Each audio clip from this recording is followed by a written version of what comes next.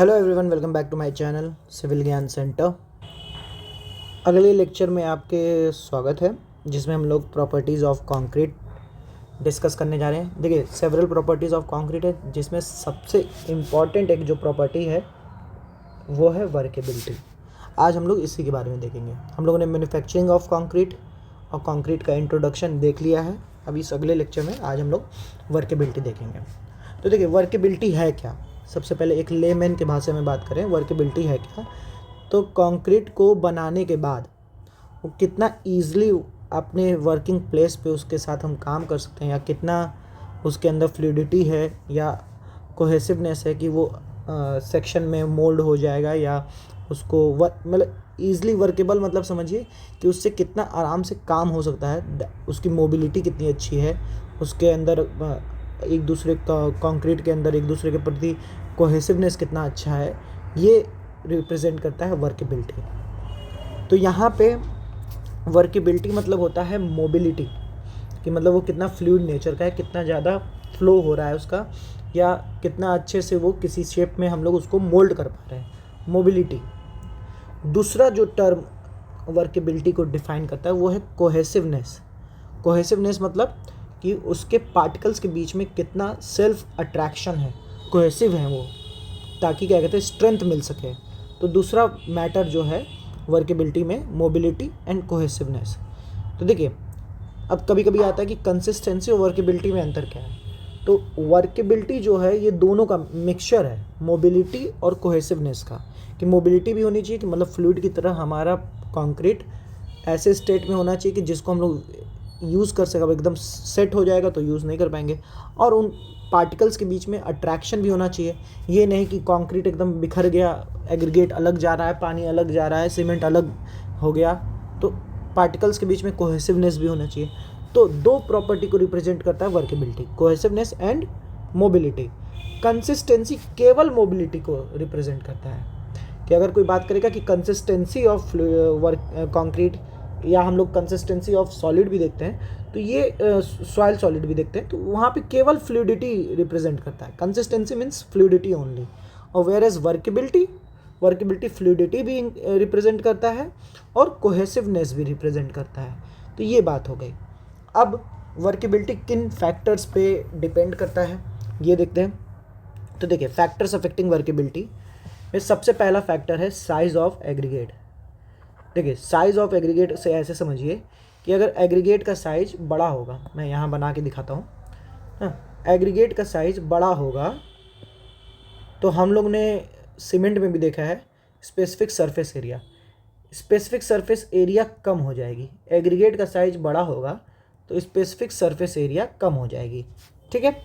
अब specific surface area कम हो जाएगी तो इसको समझने के लिए ऐसे भी समझ सकते हैं कि अगर सीमेंट में याद आ रहा हो आप लोगों को, जिस सीमेंट का स्पेसिफिक सरफेस एरिया ज़्यादा था वो ज़्यादा तेज़ी से रिएक्शन हो रहा था उसमें। और ज़्यादा तेज़ी से रिएक्शन का मतलब है कि उसका ज़्यादा जल्दी प्रोडक्ट बन के सेट हो जाएगा। तो मतलब जितना कम स्पेसिफिक सरफेस एरिया उतना स्लो रिएक्शन, और वो उतनी देर तक वर्केबल भी है। एक तरीका तो ये है ऐसे समझने का। दूसरा ये कह सकते हैं हम लोग, दूसरा तरीका, कि जितना कम स्पेसिफिक सरफेस एरिया होगा उतना कम हमको लुब्रिकेशन की ज़रूरत पड़ेगी टू मेक इट लुब्रिकेटेड। मतलब मोबिलिटी में, फ्लूइडिटी में बनाने के लिए उतना कम हमको लुब्रिकेंट की ज़रूरत पड़ेगी। तो स्पेसिफिक सरफेस एरिया कम रहेगा, जितना बड़ा हमारा पार्टिकल उतना कम स्पेसिफिक सरफेस एरिया, और उतना कम लुब्रिकेंट की ज़रूरत मतलब होगी। लुब्रिकेंट की कम ज़रूरत हुई मतलब उतना ज़्यादा वो वर्केबल होगा। मतलब वहाँ लुब्रिकेंट की ज़रूरत हमको कम पड़ रही है, बिना लुब्रिकेंट के ही वो काम कर जाएगा। तो स्पेसिफिक साइज का ऐसे याद करना है हम लोग कि साइज इंक्रीजेज तो specific surface area to be lubricated decreases, जिसकी वजह से वर्केबिलिटी हमारी इंक्रीज हो जाएगी।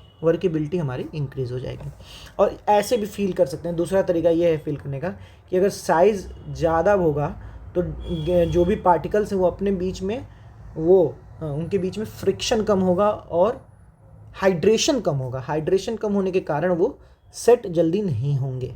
तो पहला फैक्टर था साइज़। दूसरा है मिक्स प्रोपोर्शन, मतलब एग्रीगेट टू सीमेंट का रेशियो। अब देखिए एग्रीगेट टू सीमेंट का रेशियो अगर ज़्यादा हुआ, एग्रीगेट टू सीमेंट का रेशियो अगर ज़्यादा हुआ तो वर्केबिलिटी कम हो जाएगी। अब ये क्यों? अब यहाँ पे क्या कारण है? अब यहाँ पे ये कारण है कि केवल फ्लूइडिटी तो वर्केबिलिटी केवल फ्लूइडिटी तो रिप्रेजेंट करता नहीं है कि वो हमारा लुब्रिकेशन कम चाहिए और तो हमारा काम हो जा रहा है। केवल फ्लूइडिटी नहीं है, साथ में कोहेसिवनेस भी होना चाहिए। तो अगर सीमेंट हमारा AC की वैल्यू ज़्यादा का मतलब क्या हुआ कि या तो सीमेंट हमारा बहुत कम है या एग्रीगेट सीमेंट के रिस्पेक्ट में बहुत ज़्यादा है। तो अगर हम सीमेंट को कम कर देंगे तो हमारा क्या कहते हैं, जो कोहेसिवनेस है वो घट जाएगा, जो पार्टिकल के बीच में अट्रैक्शन है वो घट जाएगा। दैट्स वाई वर्केबिलिटी घट जाएगी। तो AC अगर हमारा ज़्यादा होता है तो उस कंक्रीट को हम लोग लीनर कंक्रीट बोलते हैं, और AC हमारा कम होता है तो उसको रिचर कंक्रीट बोलते हैं। मतलब सीमेंट हमारा ज़्यादा हो गया तो रिच कंक्रीट है। तो लीनर कंक्रीट में एक बात और कि concrete have less particle available for lubrication. ठीक है, ये भी बात ऐसे भी याद कर सकते हैं कि उनके पास पार्टिकल कम होगा लुब्रिकेशन के लिए। ठीक है, और दूसरी चीज़ कि अगर सीमेंट कम है तो कोहेसिवनेस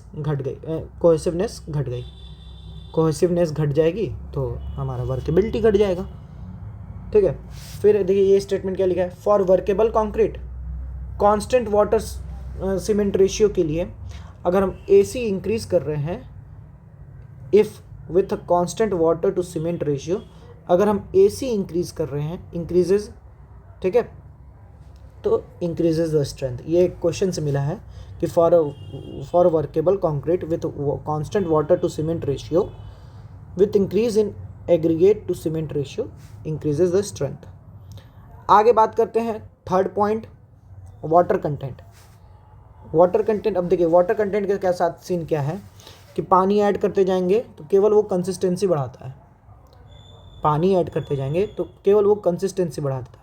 लेकिन क्या वो पानी केवल ऐड करते जाएं, सीमेंट को छोड़ दें तो वर्केबिलिटी बढ़ेगी? नहीं बढ़ेगी। इसका कारण ये है कि पानी ऐड करने से तो वो फ्लूइडिटी मेंटेन हो जाएगा, फ्लूइड की तरह काम बहेगा, लेकिन कोहेसिवनेस नहीं आएगा। तो इसीलिए केवल वाटर कंटेंट को बढ़ाने से वर्केबिलिटी नहीं बढ़ती। To increase workability addition of cement is also done.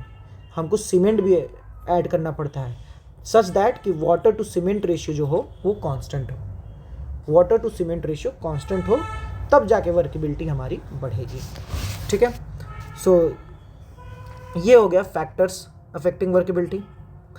अब अगला हमारा टॉपिक है कि मेजरमेंट ऑफ वर्केबिलिटी कैसे होता है। चलिए आज ये वीडियो थोड़ी लंबी ही हो जाए, लेकिन वर्केबिलिटी को एक में ख़त्म कर देते हैं, एक लेक्चर में, ताकि 10 वीडियो ना देखना पड़े। ठीक है, तो देखिए कई सारे टेस्ट हैं। सबसे पहला टेस्ट है स्लम्प टेस्ट और मोस्ट यूज है। ये फील्ड टेस्ट भी होता है, लैब टेस्ट भी होता है। इसके अपरेटस का साइज अंतर हो जाता है, ये लैब में भी इस्तेमाल होता है, फील्ड में भी इस्तेमाल होता है। ठीक है, अब इसका तरीका क्या है, तो एक क्वेश्चन पूछता है कि ये जो वर्केबिलिटी मेज़र कर रहा है ये फ्लूइडिटी के कारण मेज़र कर रहा है या कोहेसिवनेस के कारण मेज़र कर रहा है। तो ये केवल फ्लूइडिटी के कारण मेज़र करता है। ठीक है, ये इसके अंदर कोई कोहेसिवनेस की प्रॉपर्टी चेक नहीं होती है। इसमें करते क्या है, ये एक मोल्ड देख रहे हैं आप फ्रस्टम शेप का।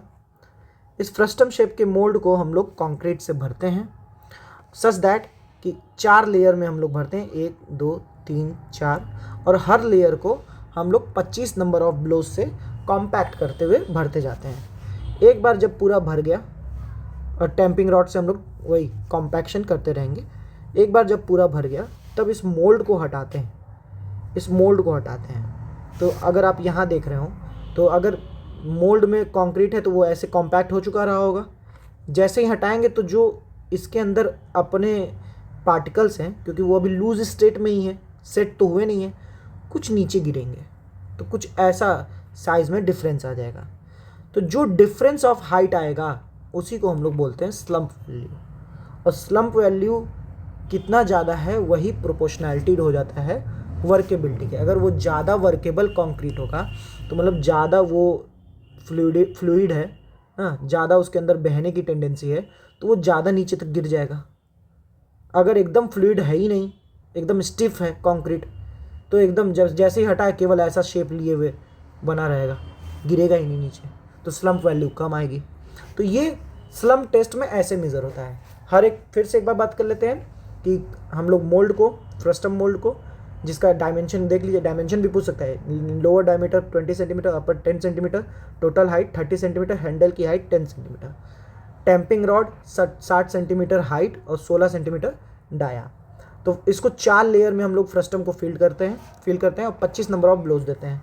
फिर हम लोग फ्रस्टम को लिफ्ट करते हैं, फिर चेक करते हैं कि कितना हाइट डिफरेंस है। That height difference is called slump value, ठीक है। और स्लम्प वैल्यू की मदद से हम लोग वर्केबिलिटी चेक कर लेते हैं। तो अब देखिए, ये सूटेबल नहीं है किसके लिए? वेरी लो और वेरी हाई वर्केबिलिटी वालों के लिए ये सूटेबल नहीं है, ठीक है। तो वेरी लो और वेरी हाई वर्केबिलिटी मेजरमेंट के लिए ये सूटेबल नहीं है। तो ये किसके लिए सूटेबल है? Medium to high workability. Very low मतलब क्या? वेरी लो मतलब एकदम स्टिफ है, ऐसे का वैसे ही रह गया। और एकदम हाई, वेरी हाई हो गया मतलब एकदम बह गया, तो उसके लिए ये सूटेबल नहीं है टेस्ट। क्योंकि एकदम हाई रहेगा तो आप इसके अंदर फिल भी नहीं कर पाओगे कंक्रीट को, वैसे ही बह के निकल जाएगा, ठीक है। तो इन वेरी लो और वेरी हाई के लिए सूटेबल नहीं है, suitable for medium to high workable concrete. Next, slump के साइज टाइप से कुछ तरह के स्लम्प हैं। जैसे एकदम जो बह गया स्लम्प, उसको कोलैप्स स्लम्प बोलते हैं, कि एकदम कोलैप्स कर गया, ठीक है। ये ओरिजिनल हाइट थी, जब हटाए हम फ्रस्टम तो एकदम कोलैप्स कर गया, बह गया पूरा, ठीक है। अगर थोड़ी बहुत नॉइज़ आ रही हो तो मुझे माफ़ करिएगा, मैं थोड़ा ऐसी जगह बैठा हूँ जहाँ थोड़ा हल्ला हो रहा है। चलिए आगे बढ़ते हैं, टॉपिक पे आते हैं। अगर एकदम ट्रू स्लम्प मतलब हल्का सा बस चेंज आया तो वो ट्रू स्लम्प है। और शियर स्लम्प मतलब थोड़ा नीचे तक गिरा लेकिन एकदम कोलैप्स से ऊपर है अभी, तो वो शियर स्लम्प कहलाता है। तो ये 3 तरह के स्लम्प होते हैं, ट्रू स्लम्प, शियर स्लम्प और कोलैप्स स्लम्प। फिर बात करते हैं कि किस टाइप का कंस्ट्रक्शन और किस टाइप का कंक्रीट चाहिए हमको। अगर जैसे देखिए, वाइब्रेशन हम लोग देखे थे, कॉम्पैक्शन, वाइब्रेशन, ये सब देखे थे। तो अगर किसी कंक्रीट को वाइब्रेट करना है ना, कोई कंक्रीट को वाइब्रेट करना है तो क्यों करते थे हम लोग वाइब्रेट? अगर आपको याद आ रहा हो तो उसकी वर्केबिलिटी ही इंक्रीज करने के लिए हम लोग करते थे। अगर आप लोग घर के छत की ढलैया वलैया देखे होंगे, बीम की ढलैया देखे होंगे, तो बीम में लोग एक रॉड इंसर्ट कर देते हैं, वो वाइब्रेट करती रहती है। क्यों करती है? ताकि वो जो कंक्रीट है वो वहाँ फ्लूइड नेचर में रहे थोड़ा सा, और अंदर जो क्या कहते हैं वॉइड स्पेसेस हैं वहाँ कंक्रीट फ्लो करके पहुँच जाए, तो उसकी फ्लूइडिटी बढ़े। तो ये उन कंक्रीट के लिए सबसे ज़्यादा किया जाता है जो लेस फ्लूइड है, तो वाइब्रेट करके उनको और फ्लूइड कर दिया जाएगा। तो लोअर वर्केबिलिटी वाले कंक्रीट को वाइब्रेट करना पड़ता है। तो 10 से 25 mm जिनका स्लम्प वैल्यू है उनको वाइब्रेट करना पड़ेगा। मास कंक्रीट के लिए 25 से 50 mm, ठीक है। कंक्रीट फॉर रोड कंस्ट्रक्शन 20 से 40। Parapet wall, slab, piers, footing, column, parapet wall, slab, piers, footing, column, इनके लिए 40 से 50। कंक्रीट फॉर कैनाल लाइनिंग 70 से 80। थोड़ा सा यहाँ पे फील लेने के लिए मैं थोड़ा सा डिटेल में बताता हूँ कि कैनाल लाइनिंग में हम लोग जो कंक्रीटिंग करते हैं वो एक तरह से सरफेस के ऊपर पेंट का काम करती है, सरफेस को स्मूथ करती है, ठीक है। तो पेंट का काम करने के लिए कंक्रीट हमारा क्या होना चाहिए? थोड़ा फ्लूइड नेचर का होना चाहिए, फ्लूइड होना चाहिए कि हमारा बह जाए और लार्ज स्पेस को कवर कर ले, ठीक है। तो इसीलिए देखिए इसका थोड़ा सा अधिक हो गया, 70 से 80 हो गया, वर्केबिलिटी इसकी थोड़ी बढ़ गई। ऑर्डिनरी रेनफोर्स्ड और आरसीसी वर्क के लिए 50 से 100 mm, ठीक है। नॉर्मल आरसीसी वर्क के लिए 80 से 150 mm, ठीक है। आरसीसी में क्यों थोड़ा ज़्यादा फ्लूइड हो रहा है? क्योंकि जब सरिया हम लगा देंगे तो सरिया के बीच में स्पेसेस जो होंगे वो क्या कहते हैं, थोड़े मतलब छोटे छोटे स्पेसेस हो जाएंगे। अब वहाँ पे कंक्रीट को हमको घुसाना है, वहाँ पे कंक्रीट को हमको पहुँचाना है, तो वहाँ पे कंक्रीट पहुँचाने के लिए वो जब तक फ्लूइड नेचर का नहीं होगा तब तक कहाँ से पहुँचेगा? तो इसीलिए हम लोग थोड़ा सा हाई वर्केबिलिटी कर दिए, वर्केबिलिटी थोड़ी बढ़ा दी। 50 से 100 हो गया यहाँ ऑर्डिनरी में, 80 से 150 हो गया नॉर्मल में। इन सिटू पाइलिंग में अगर आप देखे होंगे कॉलम और पाइलिंग बनाने में जो इन सिटू पाइलिंग होती है उसमें और रेनफोर्समेंट हैवी होता है, तो उसमें और बढ़ गया, 100 से 150 हो गया। आर्च और वॉल टनल में और बढ़ गया, 90 से 100 हो गया। और बीम विथ हैवली रेनफोर्स, देखिए हैवली रेनफोर्स आ गया तो 50 से 100, ठीक है। तो in this way type of construction, उनका स्लम्प वैल्यू आप लोग देख लीजिए। आगे बात करें तो देखिए स्लम्प टेस्ट, स्लम टेस्ट के बारे में एक और की पॉइंट ये है कि स्लम टेस्ट को हम लोग परफॉर्म करते हैं for maximum size of aggregate as 38 mm। 38 mm का अगर साइज ऑफ एग्रीगेट है तो उसके लिए स्लम टेस्ट होता है, उसके अधिक के लिए स्लम टेस्ट नहीं होता है। वेट सीविंग भी होती है, अगर उससे अधिक हो गया साइज ऑफ एग्रीगेट 38 mm से ज़्यादा हो गया तो हमको वेट सीविंग करनी होगी 38 mm सीव की मदद से। So this is about slump test. अब दूसरा जो इम्पॉर्टेंट टेस्ट है वर्केबिलिटी के लिए वो है कॉम्पैक्शन फैक्टर टेस्ट। तो हमने सबसे पहले स्लम टेस्ट में पाया था कि स्लम टेस्ट जो है वर्केबिलिटी कंक्रीट की दो वजह से होती है, फ्लूइडिटी और कोहेसिवनेस। फ्लूइडिटी और कोहेसिवनेस दो चीज़ होती हैं और स्लम टेस्ट केवल फ्लूइडिटी को मेज़र कर रहा है।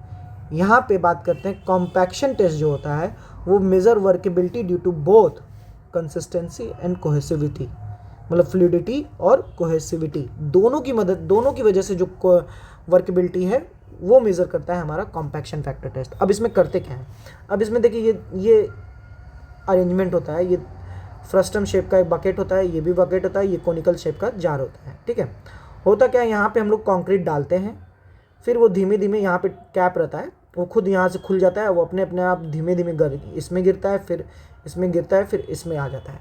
तो इससे होता क्या है कि जब कंक्रीट यहाँ था, जब इसमें गिरा तो एक नेचुरल उसके बीच में कॉम्पैक्शन हुआ। अब कॉम्पैक्शन होने के कारण और इसमें वो आया, फिर और इसमें आया। अगर उसके अंदर कोहेसिविटी नहीं होगी तो पार्टिकल बिखर जाएंगे, अगर कोहेसिव होगा तो पार्टिकल बने रहेंगे। तो इसमें हम लोग इसी में लास्ट में जो इनिशियल डेंसिटी डाले और जो लास्ट में डेंसिटी मिलती है हमको, दोनों को मेज़र करके चेक करते हैं कि क्या कहते हैं हमारा कॉम्पैक्शन फैक्टर कितना हुआ, और उसी कॉम्पैक्शन फैक्टर को हम लोग वर्केबिलिटी से रिलेट करते हैं। ठीक है, तो देखते हैं। सबसे पहली चीज़ तो यही है कॉम्पैक्शन फैक्टर टेस्ट में कि workability due to measure workability due to both consistency and cohesiveness, मतलब फ्लूइडिटी एंड कोहेसिविटी। दूसरी बात यह है कि ये मोर एक्यूरेट है, it is more accurate method and sensitive than slump test method. ये मोर एक्यूरेट और सेंसिटिव है देन स्लम टेस्ट मेथड। अब एक्यूरेट मतलब ज़्यादा अच्छा हो गया कि ज़्यादा अच्छे तरीके से मेजर, सेंसिटिव मतलब क्या, इसमें जो वैल्यूज़ चेंज होंगी वो ज़्यादा क्या कहते हैं वैरी कर जाएंगे वर्केबिलिटी में, मतलब कम वैल्यूज़ में चेंज, ज़्यादा वर्केबिलिटी में चेंज। सेंसिटिव मतलब वो है। ठीक है, एंड ये सूटेबल किसके लिए, मीडियम टू लो वर्केबिलिटी के लिए। वो किसके लिए था, स्लम्प वाला मीडियम टू हाई, ये मीडियम टू लो वर्केबिलिटी के लिए, because at very high workability segregation में अगर ज़्यादा वर्केबल हो जाएगा तो गिरने में सेग्रीगेशन हो जाएगा। ठीक है, और कॉम्पैक्शन फैक्टर निकलता कैसे, density of the partially compacted concrete और density of the completely compacted concrete. मतलब यहाँ से मिलेगा हमको ये पार्शियली कॉम्पैक्टेड कॉन्क्रीट की डेंसिटी मिलेगी, और कम्प्लीटली कॉम्पैक्टेड मतलब एक और सैंपल लेंगे, उसको ढंग से एकदम कॉम्पैक्ट कर देंगे तो वो कम्प्लीटली कॉम्पैक्टेड कॉन्क्रीट की मिलेगी डेंसिटी। तो दोनों को हम लोग डेंसिटी का रेशियो को कॉम्पैक्शन फैक्टर बोलते हैं। ठीक है, अब देखिए डिग्री ऑफ वर्केबिलिटी का मेजरमेंट देखिए, स्लम्प वैल्यू की मदद से 25 से 50 है तो लो, 50 से 100 है तो मीडियम, 100 से 150 हाई।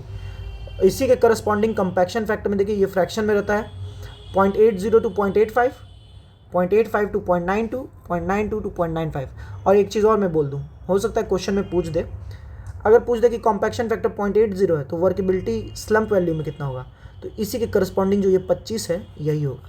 0.85 के लिए 50, 0.85 के लिए 50, 0.92 के लिए 100, 0.92 के लिए 100, 0.95 के लिए 150। ठीक है, इन दिस वे।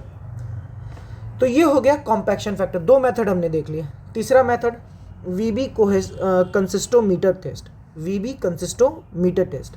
अब इसमें होता क्या है, इसमें होता क्या है कि एक वाइब्रेटिंग टेबल होता है, ये आप देख पा रहे होंगे, यहाँ पे दिखा देता हूँ जूम करके। ये वाइब्रेटिंग टेबल होता है। ओके, इस पे हम लोग फ्लास्क रखते हैं, एक कोन टाइप का पोर्शन रखते हैं जिसमें हम लोग फ्रस्टम को रखते हैं, फिर फ्रस्टम को हटा देंगे और टेबल को वाइब्रेट करेंगे।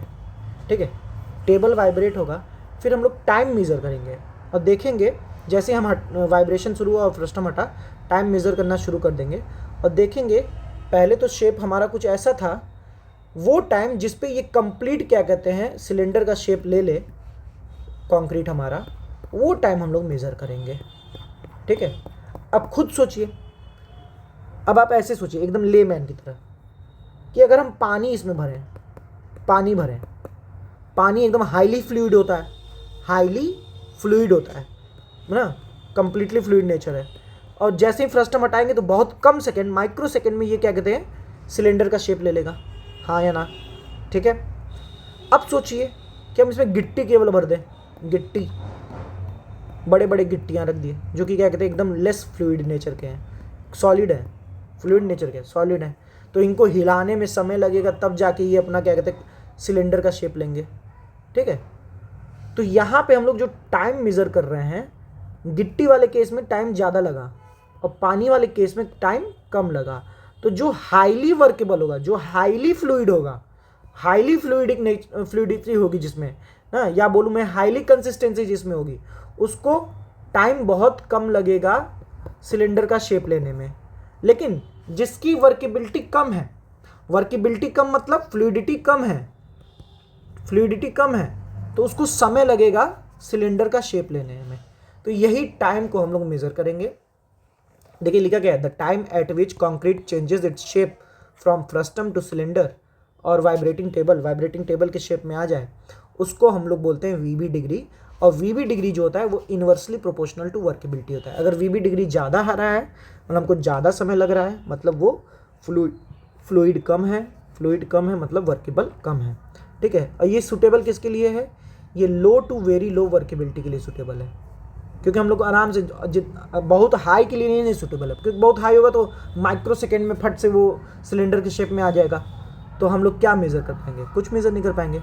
तो लो टू वेरी लो वर्केबिलिटी के लिए ये बहुत सूटेबल है, ठीक है। चौथा टेस्ट, मतलब मेन 4 टेस्ट हैं, उसके बाद ये जो केली बॉल और ये जो हैं ये उतने इंपॉर्टेंट नहीं है, बट मेन 4 हैं। तो चौथा टेस्ट देखते हैं। चौथा टेस्ट क्या है, लैब टेस्ट है। पहले तो ये एक लैब टेस्ट है, फ्लो टेबल टेस्ट। ये सूटेबल किसके लिए है, high and very high workability के लिए, high and very high workability के लिए। इसमें करते क्या है, एक ऐसा फ्रस्टम लेते हैं, इसका डायमेंशन अलग है, 17 सेंटीमीटर ऊपर का डायमीटर और हाइट 12 mm। इसको एक टेबल पे रखते हैं, 2 लेयर में, इसको 2 लेयर में भरा जा रहा है, हर एक लेयर को 25 नंबर ऑफ ब्लोज से वो किया जा रहा है, टैम्प किया जा रहा है, ठीक है। फिर फ्रस्टम हटाते हैं और टेबल को वाइब्रेट नहीं कर रहे हैं, table is raised and dropped, मतलब जैसे ये टेबल है, इसको ऊपर उठेगा और गिर जाएगा, उठेगा गिर जाएगा, उठेगा गिर जाएगा, कितने से 12.5 mm से गिर जाएगा, मतलब हाइट से ड्रॉप होगा। एंड इसको 15 नंबर ऑफ टाइम्स करेंगे इन 15 सेकेंड, मतलब 1 सेकेंड में एक बार, 15 सेकेंड के लिए करेंगे 15 नंबर ऑफ टाइम्स। फिर देखेंगे क्या कि हमारा जैसे फ्रस्टम का डाया ये था नीचे वाला, फिर देखेंगे क्या कि एवरेज कितना ये फैल गया, ये कितना फैल गया, तो ऐसे कुछ फैल जाएगा। तो एवरेज डाया ऑफ स्प्रेड निकालेंगे, -25 करेंगे, डिवाइडेड बाय 25 इंटू 100 कर देंगे, तो वो फ्लो परसेंटेज आएगा। अब खुद सोचिए, फिर से वही 2 एग्जाम्पल, अगर पानी होगा तो वो ज़्यादा फैल जाएगा, मतलब डाया उसका ज़्यादा बड़ा होगा ना। अगर सॉलिड होगा तो कम फैलेगा, डाया उसका कम रहेगा, यहीं तक रह जाएगा मान लो। तो परसेंटेज फ्लो किसका ज़्यादा होगा, जो पार्टिकल फ्लूइड ज़्यादा है, जो सब्सटेंस फ्लूइड ज़्यादा है मतलब वर्केबल ज़्यादा है जिसका।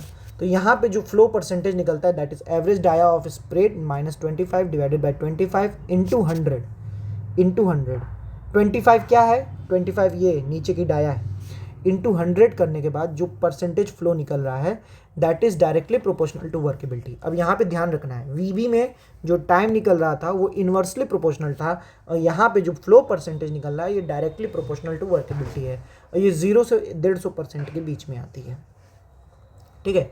तो ये 4 टेस्ट तो मेन है, क्या क्या, फिर से एक बार देख लेते हैं हम लोग, बस नाम देख लेंगे।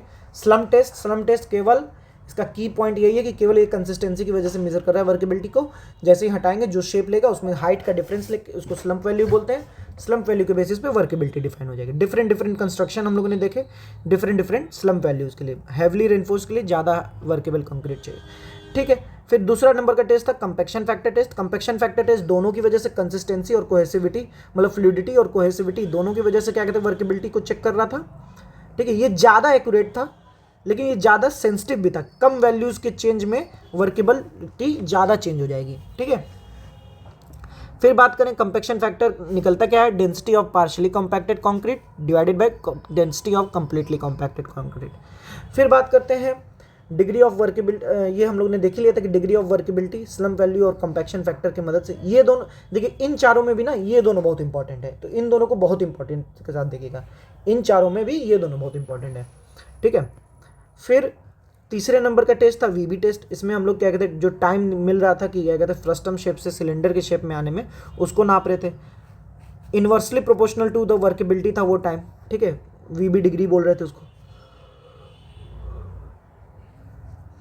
चौथे नंबर का test flow table test. Flow table test में क्या हो रहा था, एवरेज डाया ऑफ स्प्रेड निकाल रहे थे -25 डिवाइडेड बाय 25, मतलब परसेंटेज फ्लो चेक कर रहे थे, परसेंटेज फ्लो चेक कर रहे थे, और वो इनडायरेक्टली प्रोपोर्शनल टू वर्केबिलिटी था। तो this all are 4 important test of the workability.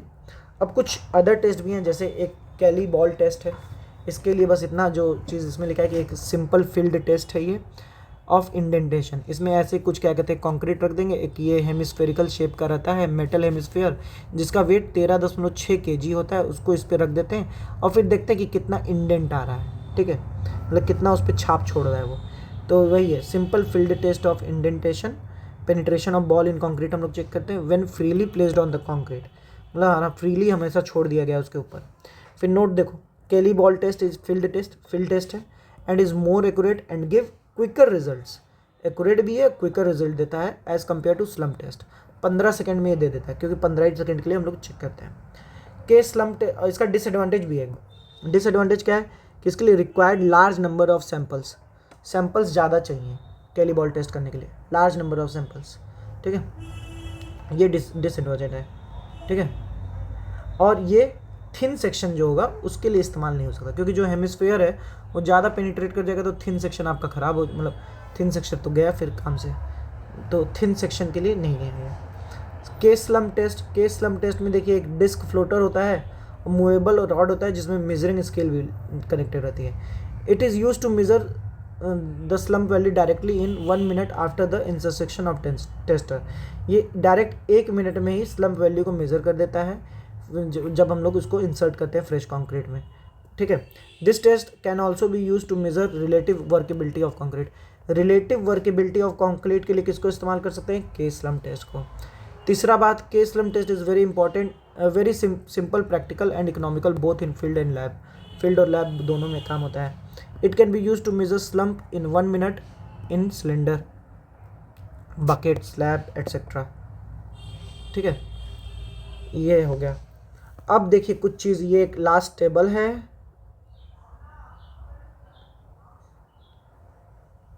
अभी बचा है, चलिए देख लेंगे उसको भी। तो हाँ, अब देखिए degree of workability extremely low, very low, low, medium, ठीक है। कंसिस्टेंसी, ठीक है, consistency moist earth, very dry, plastic, semi fluid, ठीक है, हाई में सेमी फ्लूइड है। स्लम्प वैल्यू की बात करें तो एक्सट्रीमली लो मतलब 0, एकदम हटा रहे हैं फ्रस्टम को, एकदम फ्रस्टम का ही शेप बना हुआ है, 0, स्लम्प वैल्यू 0। वेरी लो 0 से 25, लो 25 से 50, मीडियम 50 से 100, सेमी फ्लूइड या हाई 100 से 175। कॉम्पैक्शन फैक्टर की बात करें 0.65 to 0.7, 0.7 to 0.8, 0.8 to 0.85, 0.85 to 0.92, 0.92 to 1। VB test की बात करें तो टी सेकेंड, तो जितना कम वर्केबिलिटी तो उतना ज़्यादा समय लगेगा, तो अगर टी 20 सेकेंड से ज़्यादा लग गया तो क्या कहते हैं ज़्यादा, एक्सट्रीमली लो। 12 से 20 लो, 6 से 12 लो, सॉरी 12 से 20 वेरी लो, 6 से 12 लो, 3 से 6 मीडियम, 0 से 3 हाई। कहाँ इस्तेमाल होता है, एक्सट्रीमली लो वाला जो है प्री कास्ट पेविंग स्लैब में इस्तेमाल होता है। वेरी लो वाला रोड टू बी वाइब्रेटेड, जिसको वाइब्रेट करने की ज़रूरत पड़ रही है, हम लोग ऊपर भी देखे थे। Mass concrete and light reinforcement structure वहाँ पे low, flat slab and heavy reinforced structure वहाँ पे मीडियम, और आरसीसी विद कंजेस्टेड रेनफोर्स, मतलब बहुत ज़्यादा रेनफोर्समेंट है, एकदम गैप बहुत कम है वायर्स के बीच में, तो वहाँ कंजेस्टेड रेनफोर्समेंट में हम लोग को हाई वर्केबिलिटी चाहिए। फिर और कुछ बातें कि लोअर वर्केबिलिटी से हायर वर्केबिलिटी के बीच में कौन से टेस्ट हैं, तो वीबी टेस्ट जो था वो low to very low workability के लिए था। फिर कॉम्पैक्शन आया लो टू मीडियम, फिर स्लम टेस्ट आया मीडियम टू हाई, और फिर आया flow table test high to very high workability. ठीक है, फिर देखिए और कुछ नोट्स कि for concrete of heavily reinforce section के लिए workability of concrete compaction factor above 0.92। तो यहाँ पे भी देख सकते हैं हैवी वर्केबल था, मतलब कंजेस्टेड रेनफोर्स्ड कंक्रीट था। हैवली रेनफोर्स मतलब वही कंजेस्टेड रेनफोर्स, तो यहाँ पे वर्केबिलिटी उसका 0.92 to 1। ठीक है, ये भी है। फिर कुछ एक्स्ट्रा चीज़ें देख लेते हैं, फिर कल के लेक्चर में स्ट्रेंथ देख लेंगे क्या है। अब यहाँ पे आपका वर्केबिलिटी खत्म हो गया है, अब कुछ एक्स्ट्रा देख लेते हैं ताकि कल अगले वीडियो में स्ट्रेंथ देखें। क्या सेग्रीगेशन क्या होता है? सेग्रीगेशन मतलब एक तरह से समझ जाइए सेपरेशन, कि एग्रीगेट अलग हो जाए, सीमेंट अलग हो जाए, पानी अलग हो जाए। ये can be defined as separation of constituent material of concrete. Coarse aggregate is separating out और settling down from the rest of the mortar. Rest of the mortar से कोर्स एग्रीगेट अलग हो जाए। Finishing of concrete is greatly affected, finishing बहुत ज़्यादा effect होगी इसके द्वारा। Richer mix are less prone to segregation, richer mix मतलब जिसमें सीमेंट ज़्यादा है उसमें सेग्रीगेशन कम होता है। ब्लीडिंग की बात करें तो वाटर की वजह से होता है, वाटर ज़्यादा हो जाए तो। It is particularly form of segregation ही है, लेकिन अब इसमें से पानी अलग हो रहा है। In which some of water from concrete come out to the surface of concrete as its G is low. मतलब कुछ ऐसे कॉन्क्रीट होते हैं जिनका जी लो होता है, तो जी मतलब स्पेसिफिक ग्रेविटी लो होता है, तो उसमें से पानी जो है ऊपर की ओर आ जाएगा या बह जाएगा। ठीक है, पानी बह जाएगा तो उसको ब्लीडिंग कहते हैं। ब्लीडिंग मतलब हम लोग ब्लीडिंग करते हैं मतलब खून बहता है, कंक्रीट ब्लीड करेगा तो पानी बहेगा। ठीक है, it is observe in heavy weight mix, ज़्यादा पानी डालोगे तो ज़्यादा पानी बहेगा, तो हैवी वेट मिक्स के में ब्लीडिंग होती है। Bleeding tendency increases in thin member, पतले मेंबर्स होंगे तो उसमें ब्लीडिंग टेंडेंसी ज़्यादा होगी। Like roof slab where concrete is to be laid in sunny weathers. ठीक है, अब ड्यू टू ब्लीडिंग की वजह से होता क्या है, पानी कभी कभी ऊपर आके सरफेस पे आ जाता है या साइड से बह जाता है, तो water comes up and accumulated on the surface पे एक्यूमुलेट हो जाएगा अलॉन्ग विथ सीमेंट। कुछ सीमेंट भी लेके आएगा, अपने आएगा ऊपर, तो अकेले तो आएगा नहीं, कहेगा सीमेंट चलो मेरे साथ, तो सीमेंट को भी लेके आएगा। सीमेंट को लेके आएगा तो ऊपर एक लेयर बना देगा, उस लेयर को बोलते हैं लैटेंस बोलते हैं उस लेयर को, और ये शियर स्ट्रेंथ को बहुत इफेक्ट करता है। ठीक है, ब्लीडिंग की वजह से और भी कुछ चीज़ें हैं। Bleeding rate increases with time up to 1 hour, 1 घंटे तक इंक्रीज होती है, फिर उसके बाद वो डिक्रीज होना शुरू हो जाती है। Thereafter rate decreases but continuous bleeding occurs up to final setting of the concrete. मतलब होता क्या है कि शुरुआत के 1 घंटे में ब्लीडिंग बहुत ज़्यादा होती है, लेकिन जैसे ही क्या कहते हैं समय बीतता है तो ब्लीडिंग कम होती जाती है। और कब तक कम होती है? Final setting of the concrete तक या final setting of the cement तक ब्लीडिंग होती जाती है। ऐसे भी समझ सकते हैं कि हमारा हाथ कट जाएगा तो शुरुआत में खून बहुत बहेगा, लेकिन धीमे धीमे कम होते जाता है। कब तक कम होता है? जब घाव भर जाए, मतलब फाइनल सेट हो जाए। ऐसे भी याद कर सकते हैं, याद करने के लिए बोल रहा हूँ मैं। Richer mix are less prone to bleeding, क्योंकि उसमें सीमेंट ज़्यादा होगा तो क्या वो पानी को होल्ड करके रखेगा। देन लीन मिक्स में cement come. Bleeding can be reduce by use of uniformly graded aggregate.